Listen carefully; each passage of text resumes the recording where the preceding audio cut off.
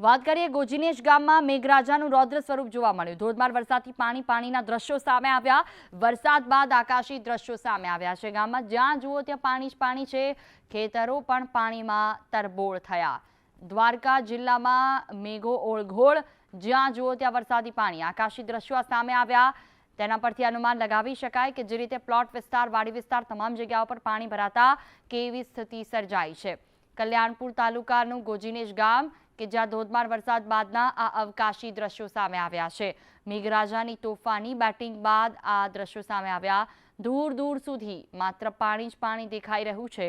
વરસાદી સિઝનનો અદ્ભુત આકાશી નજારો સામે આવ્યો।